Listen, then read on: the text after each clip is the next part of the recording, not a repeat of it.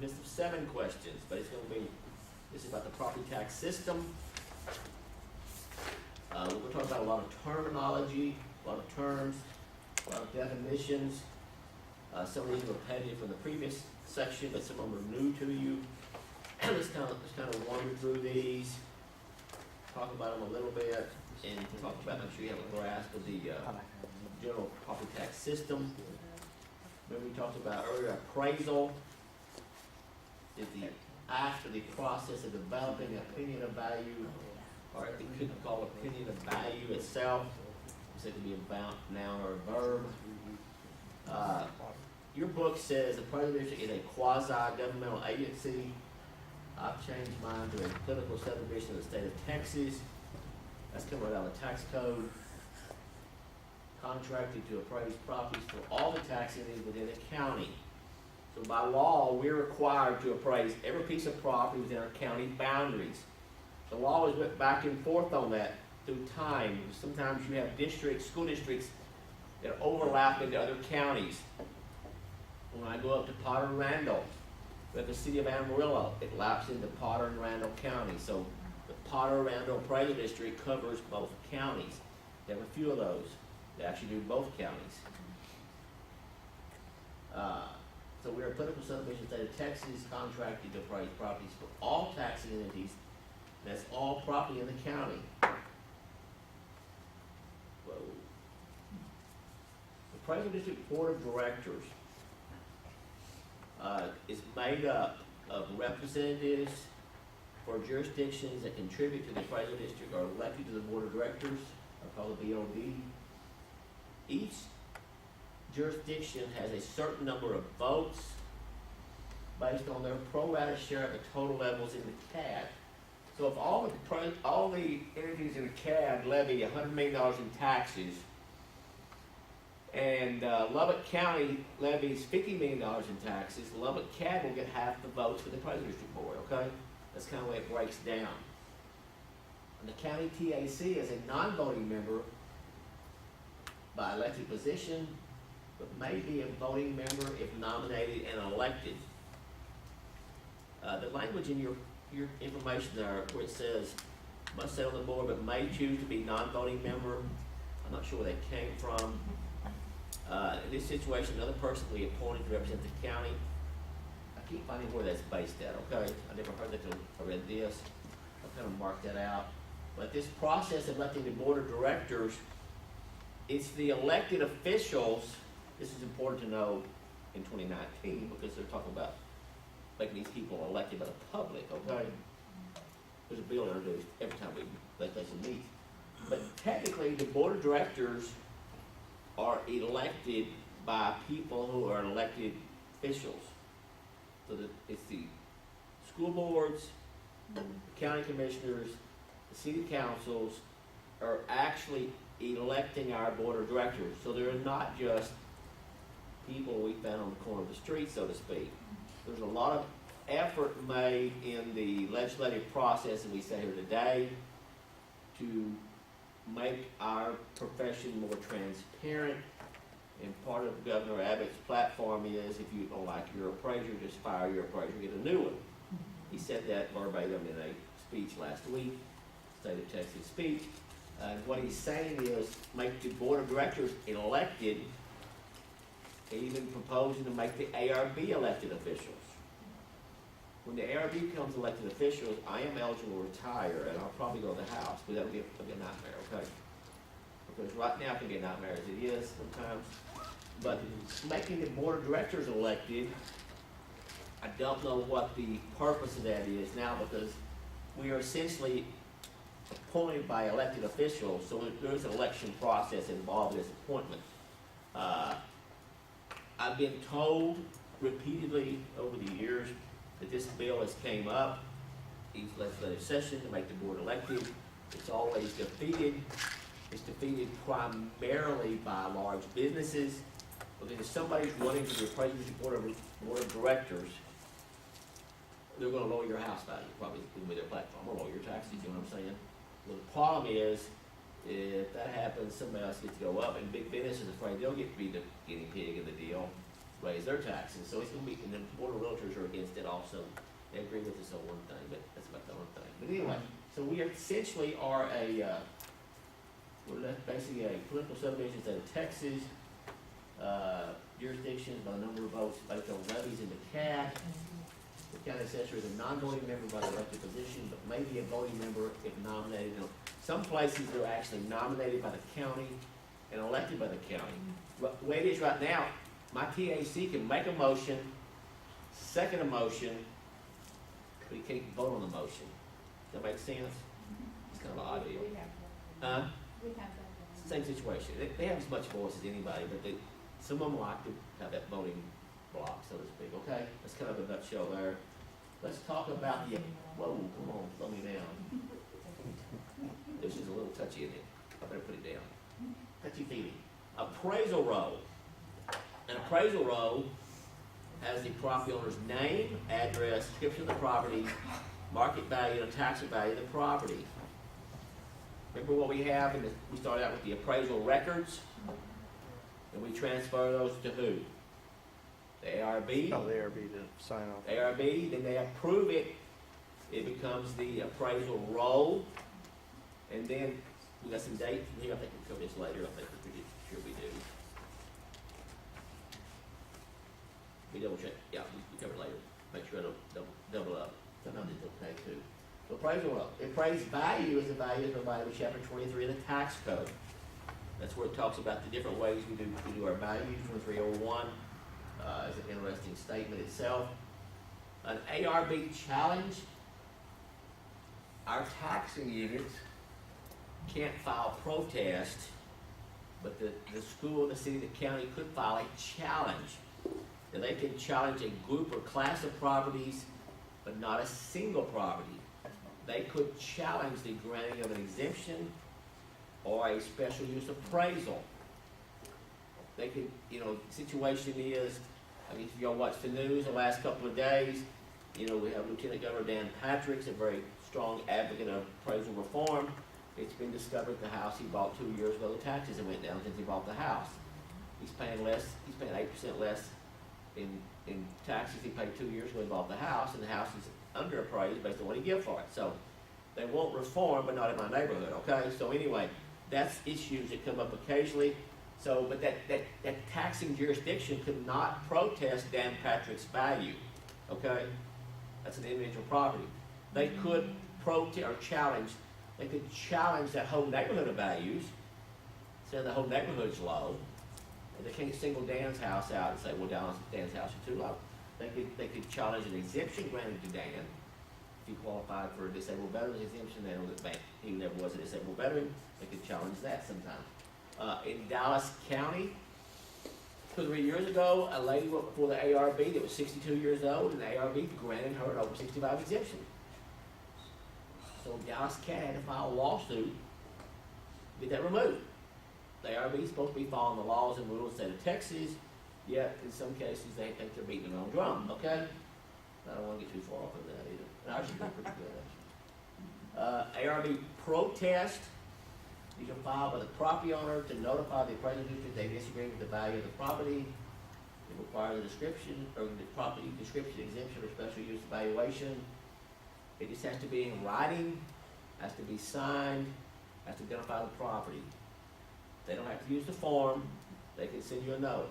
My value's too high, Mary Sue Jones, 102 South Main, Decatur. And that's sufficient enough to plus it into action, you know what I'm saying? The assessed value is the appraised value multiplied times the assessment ratio. This goes way back to prior to the appraisal districts. Districts had what they call assessment ratios. There was examples given that appraisal districts had all brick house, or some school had all brick houses at $25,000, all frame houses at $15,000, and we was using a 50% assessment ratio. So we was appraising that brick house at $12,500, that frame house at $7,500. Based on assessment ratio. But yet we was taxing that commercial property at 100% ratio. That's part of the reason that appraisal districts came about. I think it was getting misused and abused. An assessment, it's a step the tax unit does to impose a legal property tax. Once the appraised value is certified, there's certain steps it's gotta go through in the process of setting a tax rate. We'll cover a little bit more in a little bit. Biennial means every other year. The property value study is a biennial event, so every other year you have a value study. The map review is a biennial review, so every other year you have a map review. We had map review last year. We had PBS year before last. We had a problem in one of our school districts, so we had PBS again last year for that school district. We got it fixed. It's set up in steps where if you mess up, you can get it fixed. And in this market changing, it's hard to keep up. And we kind of got behind in a little area.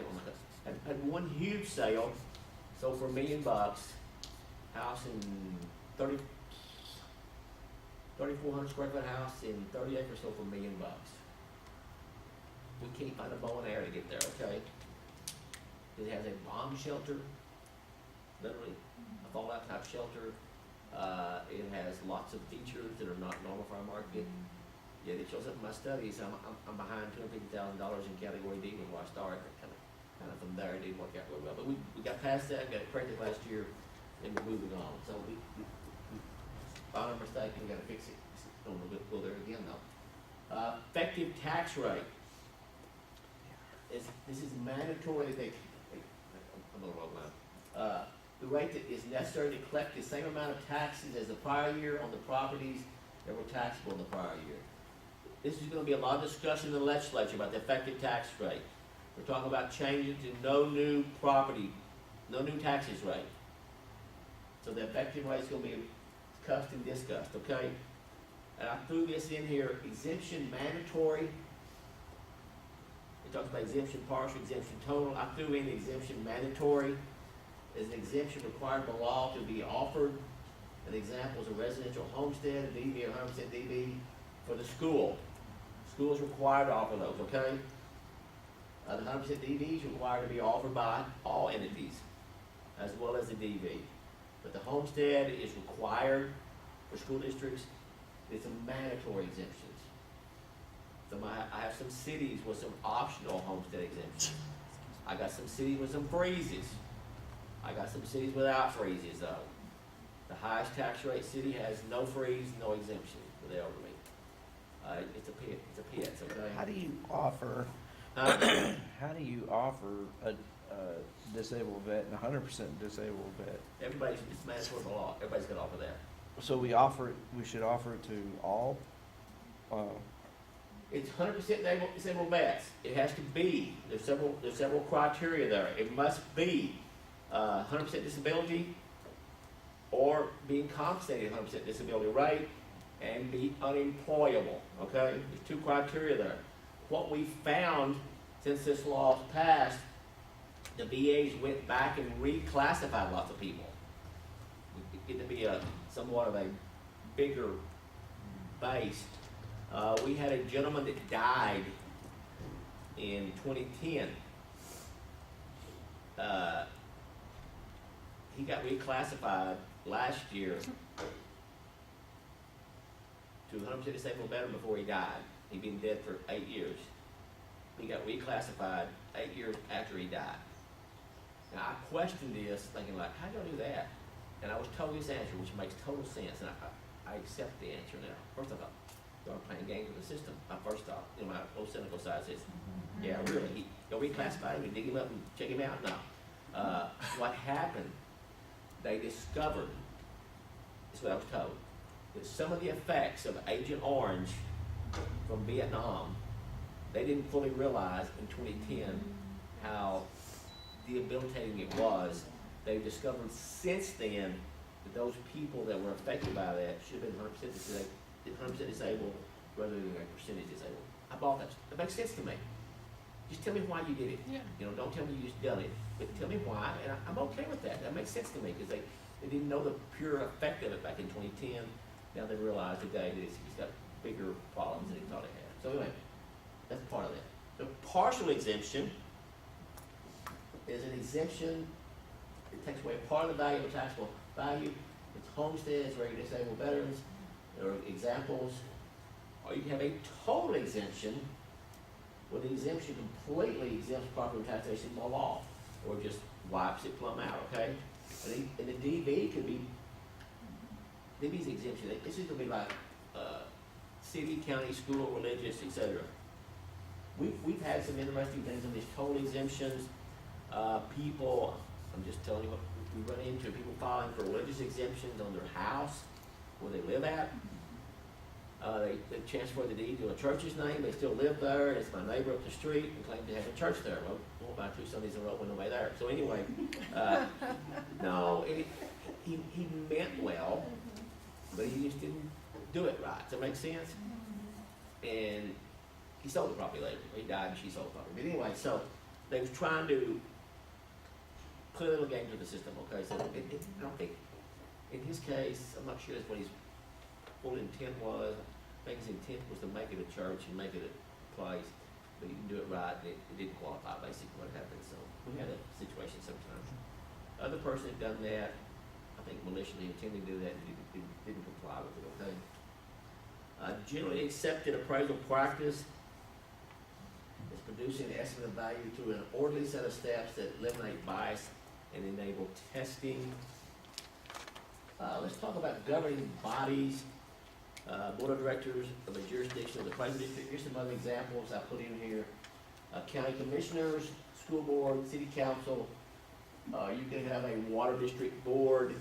You can have a college board. You could have, we got fire district board of directors. There's several things you can fall under governing bodies. You could have a question that says, which of the following is not one of the governing bodies? And you can have something there like PTA, you know what I'm saying? INS, is everybody familiar with INS? Interest Interest in sinking. fund. Owed by tax interest or interest in sinking fund. True story, happened in Wise County in the last 10 years. Had a brand new superintendent appointed by board of directors of a school district. My first meeting with him, he asked me what INS and M&O meant, okay? Really? Not a good day. I referred to his business manager, who's now superintendent, understands it very well, but he did not understand what M&O and INS was. He was appointed superintendent. That's a little scary. He's a good person. He was an honest person, that's why he got appointed. The previous guy didn't fit in that criteria, okay? So they went to somebody they could trust. Had to be him, but it wasn't his cup of tea, okay? So INS, debt, and we also got something called jurisdiction. Generally meaning a taxing jurisdiction or an entity having the jurisdiction or legal authority to tax. An example of a jurisdiction would be something like a city, school, county, water, college, etc. You have several things fall into that jurisdictional category. A levy, the amount of money charged as a tax or the process of calculating the tax. The tax unit collects less than its full levy, it first must meet its debt obligations. So if they got debt, the school has debt, and your levy is down, you still gotta pay your bills. It's like you. If you don't make as much money this month as you made last month, you still gotta pay your mortgage, don't you? You don't wanna move, so the school's still gonna pay their debt. Levy formula. Remember your ERV triangle? Well, your levy formula is the same. It's called the LERV triangle. To the IRV, it's called LRV. Tax levy equals taxable value times the tax rate. It's the LERV triangle. I think you're required in the RPA exam to calculate the levy on a property. Am I correct? You have to give you the taxable value of the property, and And you the give the rate. tax rate. It may give you some exemptions. Everybody know how to apply exemptions? Don't forget the mandatory ones. Yes. Don't forget the mandatory one. It'll generally tell you in the problem about the exemption it qualifies for. Now what's really this scrolling to me is the RPA exam will have this levy calculation in it. The RTC exam doesn't have that. It seems, They don't have to calculate a levy. it seems like you should. And everyone collected taxes and we have, okay, never mind. M&O is the money to maintain the day-to-day operate functions of a taxing jurisdiction or maintenance and operating. It's paying the salaries, paying the utilities, paying the bus drivers, maintaining the buses, maintaining the roof, maintaining the heat and air. Let's talk about the market value. And I know that you had the term market value before. We talked about is the price which a property will pay, will transfer for cash or equivalent. And what we consider equivalent to cash? Anybody? So if I'm a seller, Oh, and I'm selling this place for $100,000, and I got closing costs at $5,000, I get $95,000. Cash to me, where's that money come from? It could be cash, it could be what? It could be a mortgage. Took a mortgage out, so it's cash to the seller, it could be cash, actually a mortgage, or equivalent to cash, could be a mortgage, as long as the seller gets his cash. If exposed for sale on the open market with a reasonable time for the seller to find a purchaser. Right now in Midland, what's the average marketing time for a house? Too much. 60 days or less? 21 days. I've got neighborhoods in Wise County that the marketing time is less than a week. I got neighborhoods in Wise County that I can't recall anything going past 3 days. In those same neighborhoods, they're listing it in the morning and selling it by 3 o'clock with 5 offers. It's happening in some neighborhoods. It's mind-boggling.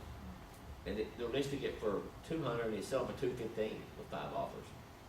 It's only worth about 185, by the way, okay? According to my records. And they're getting 215 for it, I gotta figure that out. But there are people wanting to live in those areas. It's small starter homes. I seen my first deed last Saturday, I worked a little Saturday. But that company on television says, they'll make an offer on your house, what's it called? It's kind of new, it's called, something book, offer book. Offerbook.com. Go on their website and they'll just buy your house. I've seen my first deed transfer in Wise County to Offerbook. It's Offerbook, it's portfolio number so-and-so.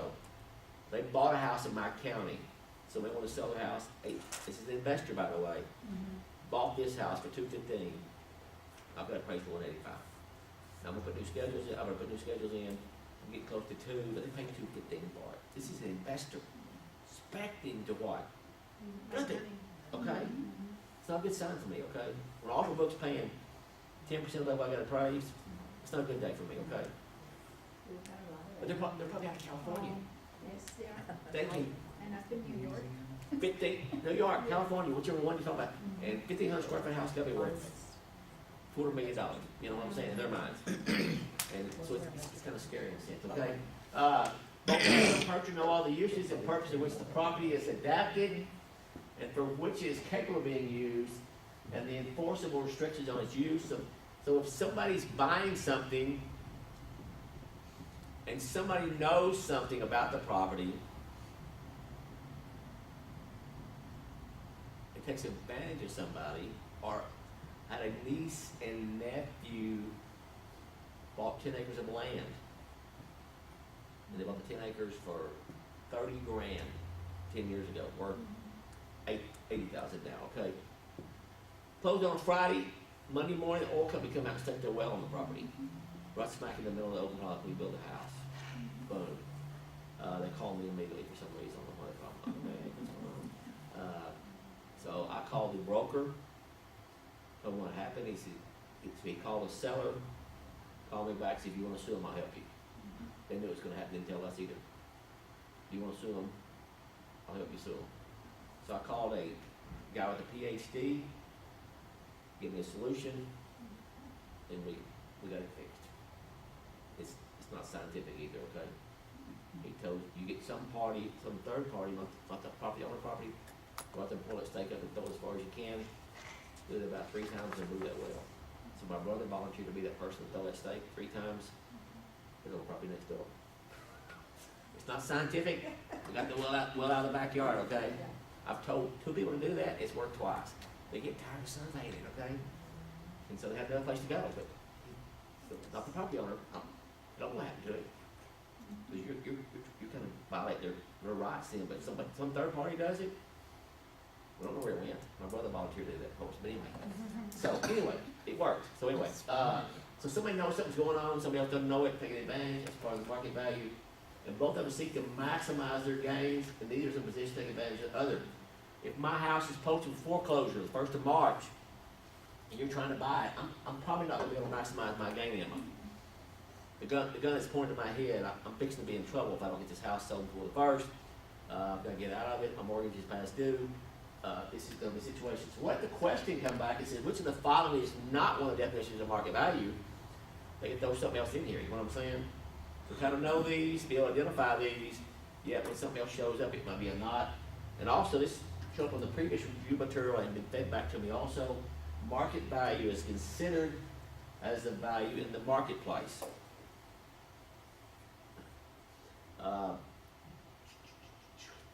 PTAB, the Property Tax Assistance Division, it's part of the Texas Controller's Office. How do they affect us? Let me cover this later, I think, too. Get to cover that later. How they affect us, they do a value study, they do all the forms, they do the map review. How about the PDS? Property value study under normal circumstances will occur biannually. If a school district fails a PBS, they will occur annually. So we had a problem in Boyd, we had Boyd again last year. How many of y'all been involved in the PBS? Property value study. Sort of. Y'all participate in it, or help the reviewer find properties or whatever? Yeah. Or do clerical error reports? There's several ways you can get involved without being, quote, Involved. the point person in your office that may have you do clerical errors in your area, because they'll send a clerical error report out for us to review their sales they use. We gotta make sure it doesn't include multiple properties or changes made to property or something got tore down. There's several ways to check that. We passed ours. Huh? We passed ours, but they got us, they kind of dinged us on the how we value our apartments. Why? And, so we're going to dispute it. You get into income there primarily, okay? Yeah. And so what I've noticed this year, and the PBS results came back, you go to the website and check everybody's results in the state of Texas, by the way. And some of my colleagues had some real tough times with some studies, and I think it's the income on some commercial and industrial stuff and some apartments, et cetera, that are suddenly becoming very important factors to the PBS study. So it's important for me in my office now to get ready for my next PBS to have a bunch of income analysis of many warehouses, apartments, et cetera. So it's important for me in my office to be abreast and aware of what's going on and not find out after the fact that we got a problem, you know what I'm saying? It's still a challenge though, hey, in the economy we're in right now, it's been a challenge for about 10 to 12 years. Things are going up. The taxpayers are fed up, hey, they come in your office and say, my taxes are too high, what do you say? Mine are too high too. You agree with them. But you know, these are the rules they give me. And I'm trying to interpret those rules. I am not the evil enemy the governor and lieutenant governor wants me to make out to be. I am the person responsible for following the rules that they created for me to follow. A rendition is a statement listing the taxable value of, and the name and address of the owner. Business personal property renditions are required by law.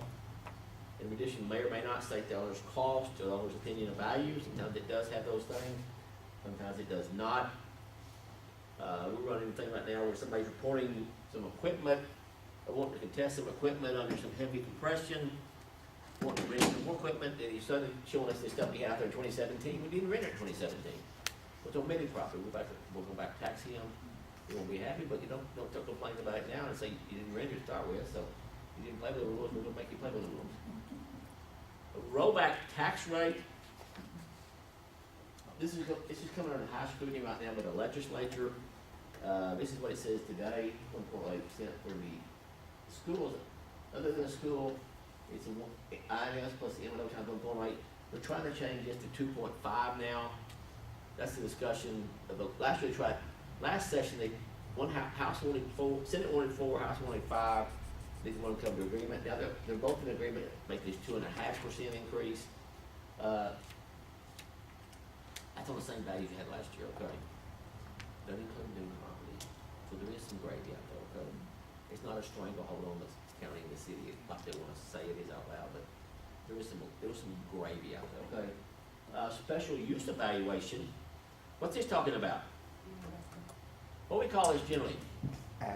Ag exempt, don't we? It's not exemption, is it? Special values. It's a special use evaluation. Certain properties are required to be valued using something other than market value. Agriculture, timber park, and airport access land must be valued using the income approach. Based on its current use, not its highest and best use, it's important to know, special valuation procedure for ag land requires you use the income approach. That's gonna show up in your lunchbox probably, or show up in somebody else's lunchbox, okay? Income approach based on current use, not necessarily its highest and best use. What's some other, I'm jumping track a little bit, so bear with me. What's some other type properties that we don't appraise at its highest and best use? What's another item that comes to your mind? Special inventory? How about, in Lubbock or in Wise County, either one, you have this business thoroughfare coming through town. And you got some houses there, and some commercial businesses both. That residential homestead has the right to be what? Appraised as a homestead. Not necessarily its highest and best use, metal gun one, but maybe just a vacant lot. But if somebody had a house and claimed a homestead, you gotta appraise it as a homestead. It could be worth, in my case, in my world, it could be worth $6 a square foot. I'm gonna appraise it like it's a residential property 2 blocks away, you know what I'm saying? I'm not gonna ever get to that highest and best use of that property. Tax assessor is a person that has authority to calculate and levy taxes for a taxing jurisdiction provided by chapter 26 of the tax code, must be registered with TDLR except the county assessor. Remember about 2013 or 15, the tax assessor collector got them to change the rules, so they're no longer required to be registered because they're elected officials. They shouldn't have requirements. I'm an elected official, the government, the voters put me in here, voters can remove me.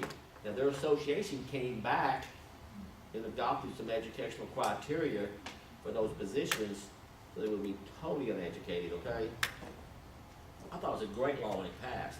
There's always one our job, you're not qualified to have my job, no, you're not educated, okay, but they bring their own little education stuff now. Tax certificate is a statement issued by the tax collector that has taxes owed, including penalties, interest, and court costs on a property. You probably have a question about that somewhere. I've seen people tell me that before.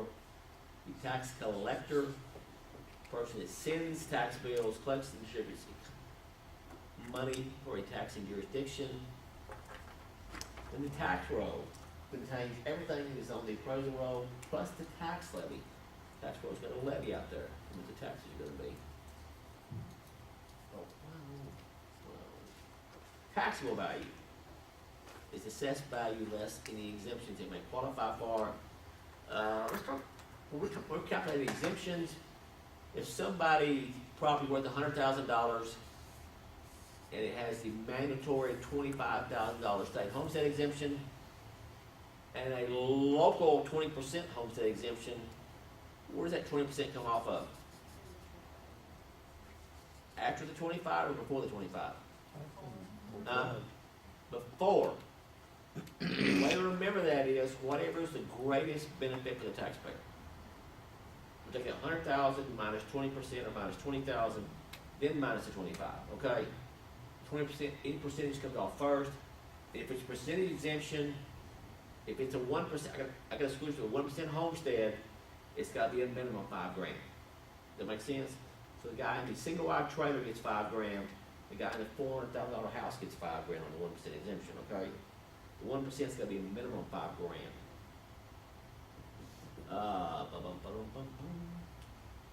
Taxing unit, entity board of directors, persons that are elected or appointed to serve on the board of a unit that has jurisdiction to tax. Commissioners, school board trustees, city council, etc. A taxing unit is a unit that has legal authority to levy ad valorem taxes, such as schools, cities, and counties. We used to use the term ad valorem a lot, it's a Latin term, meaning according to value, but we quit using that term apparently some time back. Let's talk about some, whoa, slow down here. Let's talk about some basic responsibilities in the Texas property tax system. The appraisal district. What are we responsible for? We're responsible to discover all taxable property in the district, aren't we?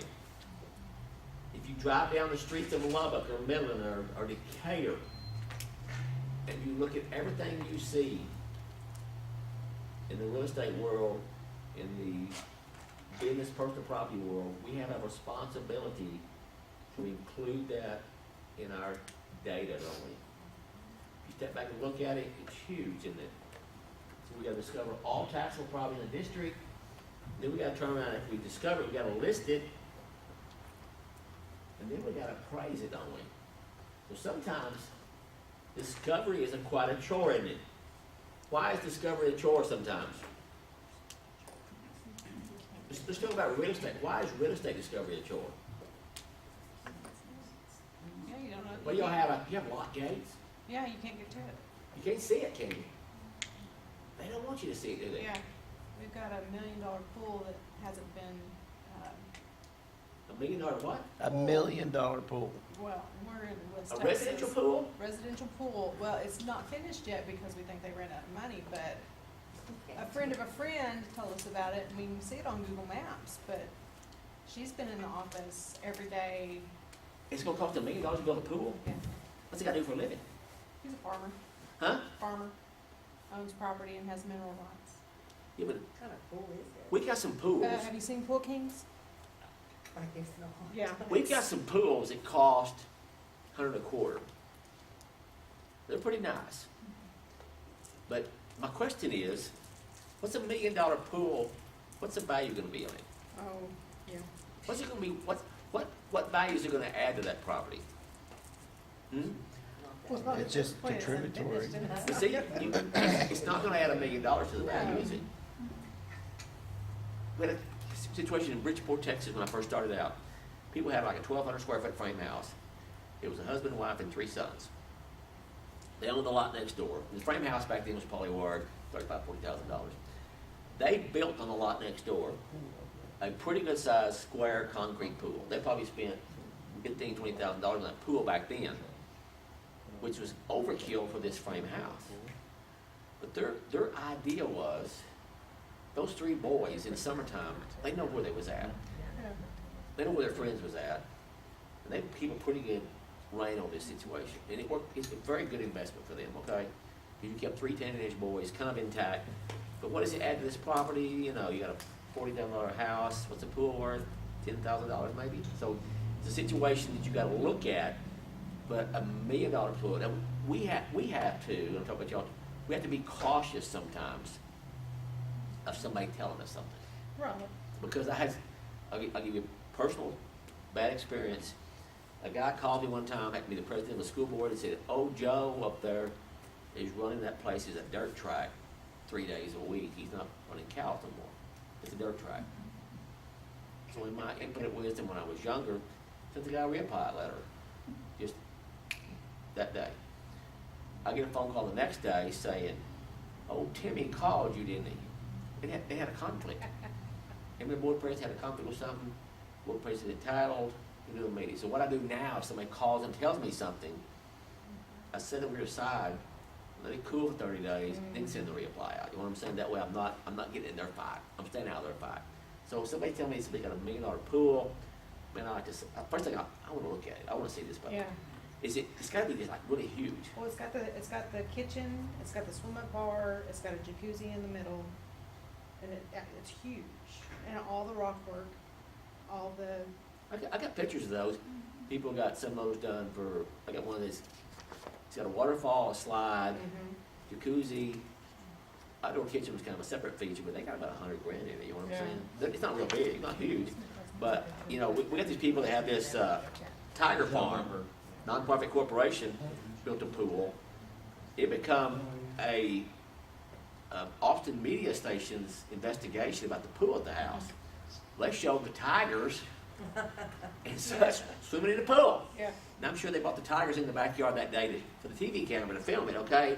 I'm sure tigers not pooping in the pool, you know what I'm saying, that deal, but the fact is, it was a big old pool, but I think it was for them, not for the Yeah. tigers. But they used the tigers to get the media off their back, you know what I'm saying? So we run into things sometimes, we have to be cautious of how we jump on it or whatever. But discovering it can be a challenge. How about personal property discovery? Vehicles, where do they park them at? Where do they- Yeah, You know, you can, Yeah. Wherever they think you're not looking. yeah, sometimes you can discover it, you can list it, and it comes time to collect taxes, you can't find it, can you? yeah. They park those trucks everywhere, don't they? They park them where you least expect to find them. So anyways, so discover and list it and appraise it for taxable property as required by law. So we have all these requirements, yet there's nothing in the tax code that tells us we can go on the property. There's nothing that requires them to list on the property. I got Mark Cuban's brother-in-law, built a house in Bridgeport. He brought that basketball team in and won a state championship one year, okay? Had 4 kids that lived with him. We won a state championship, those 4 kids went on their way. But he's got a huge house, and here's the problem I got. When it was building it, the gate was open, we was in there, we didn't measure then. Now then the gate's closed, it was on the property, so we didn't have to use pictometry images to measure. So if you get a chance to measure something, even in construction phase, get it while you can, because you may not get a chance to get it again, you know what I'm saying? This guy's got a 5-car garage, a full-blown gym with a workout room and a media room on the gym. It's a full-blown, full-court gym. A media room, workout room, whole 9 yards. He has the same setup in Flower Mountain. He has 2 places identical. Floor plan and everything. He got theirs valued about 3.5, I got ours about 3.5. You know, I figured they might get a better look at the media, okay? But anyway, it's just massive property. Anyway, Appraisal Review Board, what are their responsibilities? Your property owner protest, your taxpayer takes you to challenges, your correction motions, and approve the records, and create the appraisal roll. A lot of people think this is the weak link in the chain right now. There's a great deal of concern that the ARB is the weak part of the process. Here's the problem in my world sometimes. We got the ARB out here and their properties. We got, this past year, we had a case about Target Pipelines. We appraised them without any adjustments for functionality or market adjustments, 81 million. We've agreed to come to 51 million based on what they provided us for as income and flow information. They're wanting 14 million. My ARB had no expertise in that whatsoever, okay? It'll be hard to put together an ARB with the expertise for that. I've got a power plant that's valued at 155 million. We've been at ARB, they wanted 110 million. There's no expertise there, so that's part of the problem with the process. The tax agent just throws out a low number hoping they'll average, okay? He ain't providing any evidence. He's just whining, you know what I'm saying? She's whining. Jimmy's he whining, the tax agent. Your challenges, your correction motion to approve records, create the appraisal roll. Whoa, slow me down. Tax assessor collector calculates taxes, prepares tax rolls.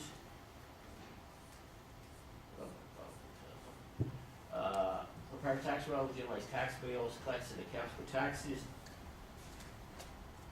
Let's talk about the jurisdictional governing body. Whoa, slow me down. Governing bodies, their duties. They gotta approve a tax roll, don't they? They gotta set a budget. Sometimes that becomes a wish list, doesn't it? Everybody wants something, don't they? They gotta adopt a tax rate. They've gotta adopt a tax rate annually, and it's gotta be in 2 parts, M&O and INS.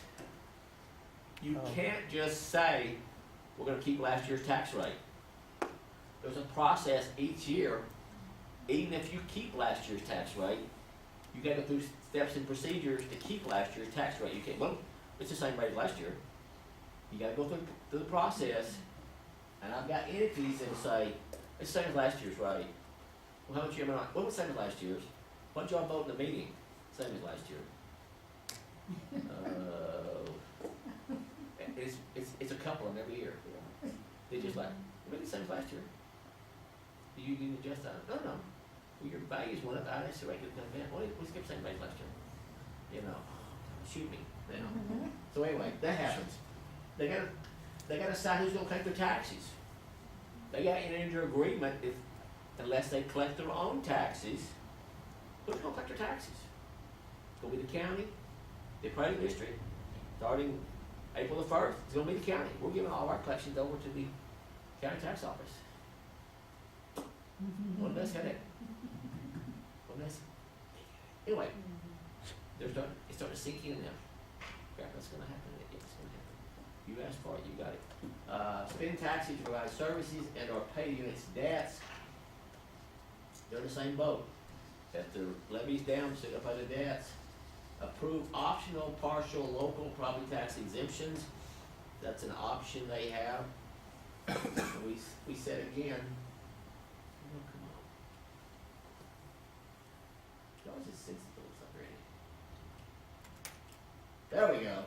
It says if the tax unit collects less than its full levy, must pay its debts first. President Board of Directors. First, they had to bless you. Excuse me, You gotta rub it in. blew me out of the room. Ceiling tiles are fluttering a little bit anyway. I used to have a friend of ours, actually a pastor's wife. She did it once, she did it 7 times in a row every time. Like, you're like, oh. One for every church.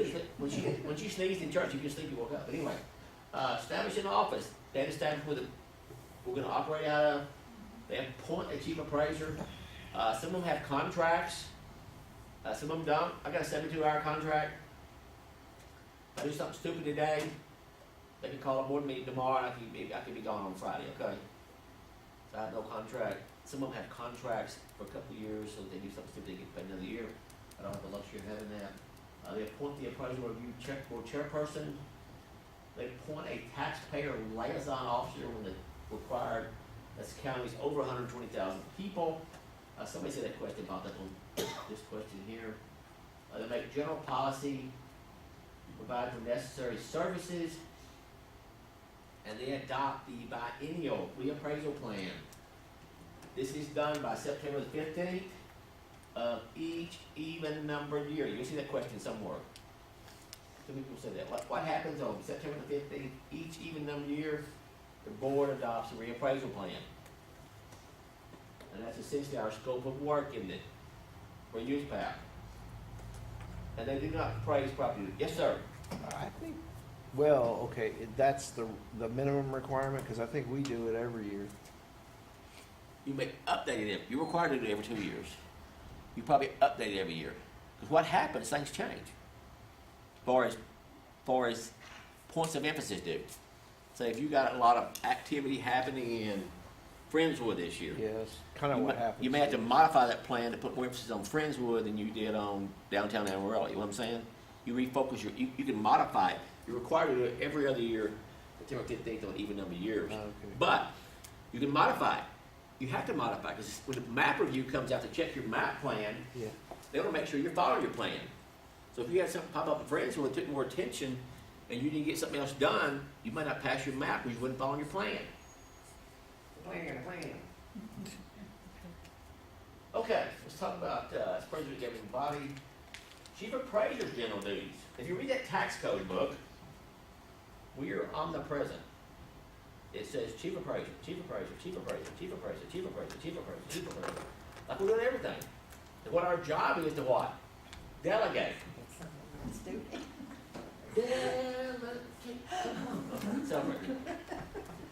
Delegate, okay? He's got it on tape, so I want to read. I can't sing either, by the way. Delegate. So we got to discover, list, and appraise taxable properties that may involve real property, land improvement values must be listed separately. Determine exemptions in special appraisals, We gotta organize a periodic reappraisal at least every 3 years. And we gotta notify taxpayers, tax years and the public about matters that affect property values. Part of the screaming right now, the outrage is that we are not transparent, okay? That's part of the governor's big speech last week, make the appraisers more transparent.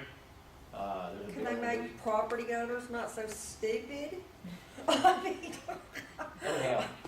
pay attention to what they should do. Well, you know, what blows me away, you've had the same situation, I just happened, year before last, I'm getting a call, even from a board of director, he did the family. They bought a property over in XYZ school district. They bought a foreclosure, house in 10 acres, house needs some work. He bought it for $249, which is a really great deal, we thought. We got it appraised at $289. This guy's having a kitten. He's having a cow, actually, just a total. He's like, blah, blah, blah, blah. He buys it like in August. Follow 1/3 over, okay? We don't qualify for 1/3 over, by the way. Do this, and he's just making it, just a fireman from Metroplex, making a big production, just calling everybody, anybody he can. And I asked him, so is this the first time you bought a property? No. Well, you understood how it works then? Yeah. But it's all about me, right now. This is a new world we have out here, okay? What we did in our office 10 years ago, the taxpayer's perception is totally changed. Social media will stir a pot till it boils, okay? It's not about everybody's problem, it's about me getting my problem fixed. I'm going on social media, I'm going to turn them loose. I got 15 followers as of last week, you know what I'm saying? That type of deal. So they're playing that card about me, now. I got email, I noticed, since I've been up here, I'll actually, maybe today, maybe not. They bought a property in, September, and the property is grossly overpriced. We didn't get a chance to protest. Well, whack, okay? Probate it closing, you got the benefit of their value, if something wrong with it, we fix it next year, okay? Champion the last 2 weeks, a lady builds a brand new house. We appraised it like $525,000. She is calling January 31st madder than a wet hen because she only spent $450,000 on the house. So we're explaining to her, you can file 1/3 over, but you gotta pay on the property, property's not in dispute. I don't have a dime to pay on my taxes right now. And I wanted to say, you built a $450 house, and you have no money to pay taxes now. Stupid, really, you know, just, you can afford to spend $450, but you can't afford to pay any of your taxes when they do, not a good brain there. My delinquent attorney gets a phone call from a taxpayer from South Lake, Texas. Anybody familiar with South Lake, Texas?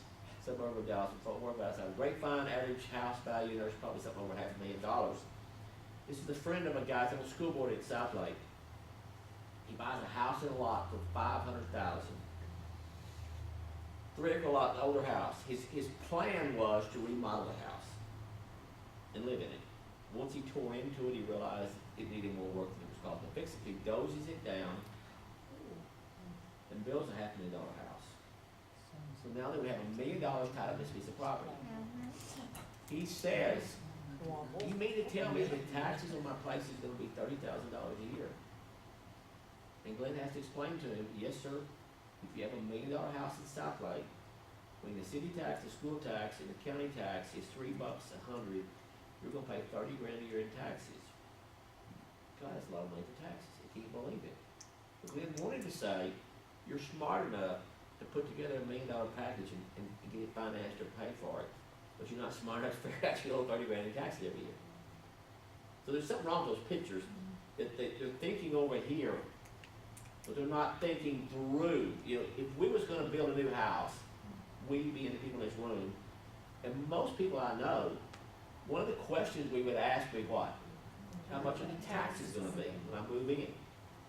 We think that to be common sense. But I will say this to y'all, common sense to one generation, not common sense to all generations. And people every day buy something they can't afford, they can't afford to pay for, they can't afford to pay taxes on too, by the way, okay? So, and we're supposed to be, we're the problem. Yeah. You're taxing me out of my house.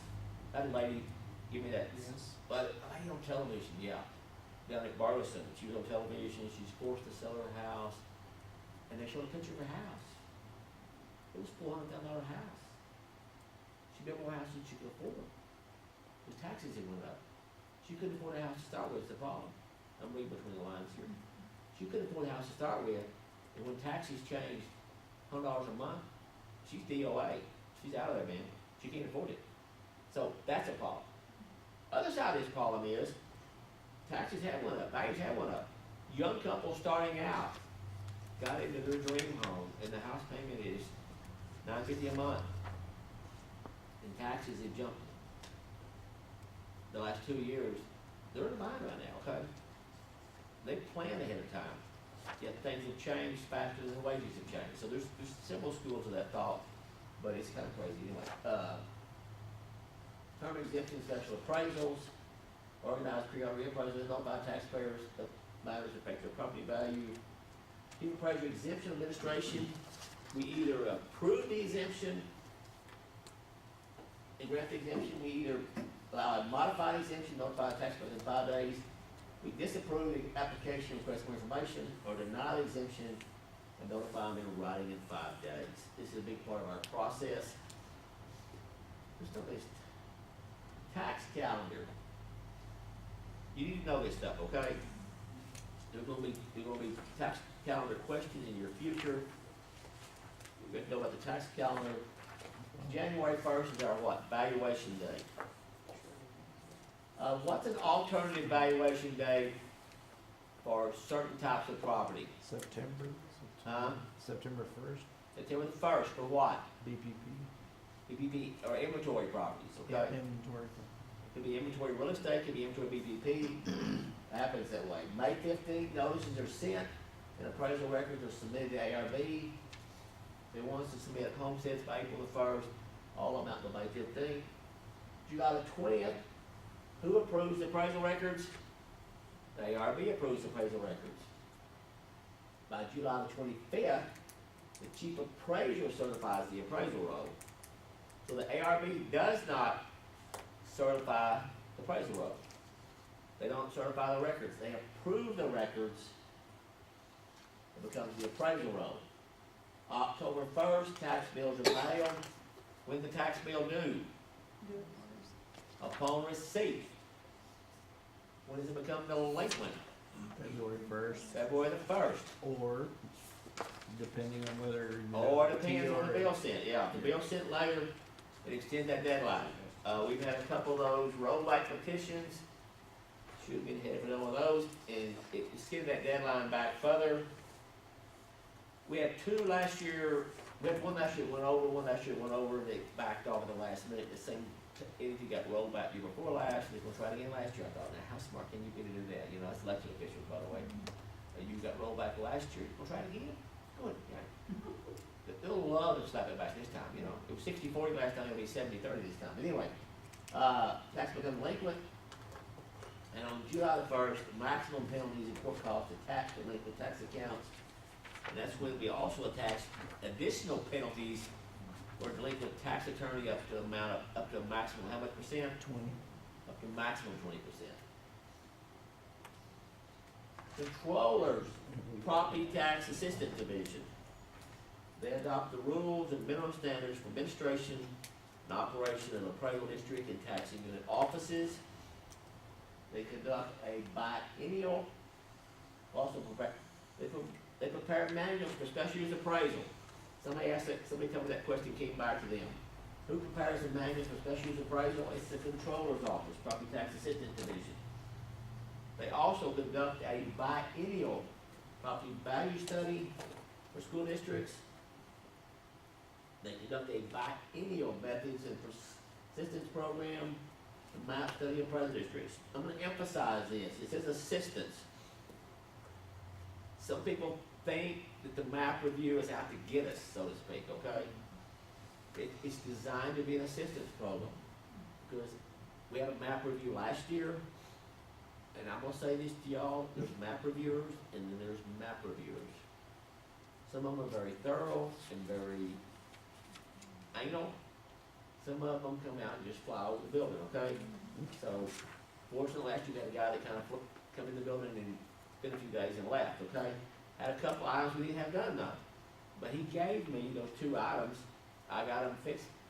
I got them, preliminary results come out, still showed I was deficit in those areas, but I got them fixed between the time he came out, time the preliminary came out, and my final report was all clean. So they'll work with you on that, okay? The key is, in our case, he came out in February, terrible time of year, real busy, but it gave me time to get something fixed before the final report came out. It's not all bad, does that make sense? If it came out in August, I'm already past getting those fixed, I'm gonna show a deficit in those areas, does that make sense? It's not a bad thing coming out early, okay?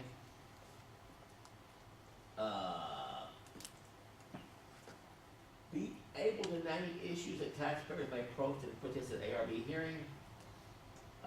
Praise value of tax paid or believes it's overappraised.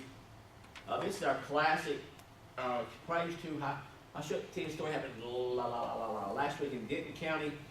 Denton County has a new conference and convention center. There are 35 companies come out and lobby the city, the county, to rebate all their property taxes, all their sales taxes, till they recover $54 million or 25 years. They agreed to spend $95 million with a minimum of $85 million on the property to build it. The president appraised it for $78 million. ARB lowers it to $75 million. They go to court and the president is forced to settle at $30 million because the hotel and conference center in Frisco is on for $32 and the one in Grapevine is on for $33. This wasn't operational, fully operational for a year because of equity. They're spending a minimum of $85 million. They're getting $54 million back from the entities, and they're suing because of this. I'm tired of seeing these economic incentive plans to entice somebody, and they blow smoke up their pants legs, and they don't pay property tax on it. They want their cake to eat it too, and our laws in Texas will give it to them right now. Who's paying the bills? Me and you are paying the bills. Big business is not paying the bills. That's soapbox. It's recorded. I'm sorry about that. Okay. Anyway, overappraised, exemption denial, special use, ownership other, unequal. Our new ugly friend, inclusion on the roll, or not included on the roll, taxing unit or failing to receive notice. Appraised value of property believes is overappraised, unequal of property in comparison to median appraisal level of other property in the district, what it says. But they go outside the district on bigger cases because there's nothing in the district that is actually the same. Exclusion of property on appraisal rolls, denial of partial or whole exemptions, determination that property does not qualify for special use appraisal, determination that change of uses occurred on previously qualified agriculture or timberland, identification of the tax units for which the property is taxable, determination of ownership, failure of the ARB or chief appraiser to send required notices, and any other appraiser action that applies to the property. Let's talk about these a little bit. Taxable value, overappraised. We're all pretty good at that now. We got enough sales information to appraise at market value, don't we? We're pretty well got that part figured out, haven't we? This unequal part is a nightmare, isn't it? You can pull comps in the neighborhood of adjusted properties, yet they'll have some, there's a guy in Georgetown actually filed a protest, lived in the Brighton Oak subdivision, 300 house subdivision, made up of several cul-de-sacs and streets. His argument in his hearing was, neither one of the houses next door sold, how can you change my value? None of them on my street sold, you can't change my value. There was identical floor plans in the same subdivision as sold. His argument was it wasn't relevant to his property when next door on the same street. So they take this and twist it like a rubber water hose trying to get their way. Unequal can be a challenge for us. If you got properties in your district that are similarly situated, similarly located, you can use those, but yet they seemingly want to pick those apart. Residential is not as bad, getting commercial is a nightmare. They literally, I have a Lowe's building, they sued me every year the last several years. They use as one of their equity comps in their presentation, they email their affidavit ARB, David's Western Wear Roping Arena. And the same square footage as the Lowe's building, but it has a dirt floor and open sides, by the way, okay? But in their analysis, the square footage met, the year construction was similar, and they didn't take time to look at it. It's a roping arena, okay? These are high-powered attorneys getting big bucks to do this, but yet it's not comparable, okay? So we're running that frustrating point. Inclusion of property on the tax rolls. We're running into a little that right now about this heavy compression, claiming it was somewhere else. Denial of partial or whole exemptions. We have some of those. Special use appraisal protests. How many of y'all had those? Those are a nightmare, aren't they? They will lie, cheat, and steal get the ag exemption, won't they? Or special use appraisal, excuse me, okay? Yes, I was gonna say. They will lie, cheat, the neighbors will lie and cheat for them. So it's a huge problem to deal with. It can be just a real handful of stuff to fight over. Tax units are taxable. Ownership can be an issue on some personal property sometimes. Failure to receive notice. The guy that bought the house in July now is filing a failure to receive notice. I would require to send you a notice, by the way, okay? Well, I should have a chance to protest and blah, blah, blah. According to law, you didn't have the property then. When you bought it at closing, you had a chance to look at all that stuff. Or any other action that has become so broad and so wide and so time consuming, it is a nightmare. You have 15 questions there. Let's spend about 15 minutes on those, and then we'll cover those, and we'll go to lunch. All right?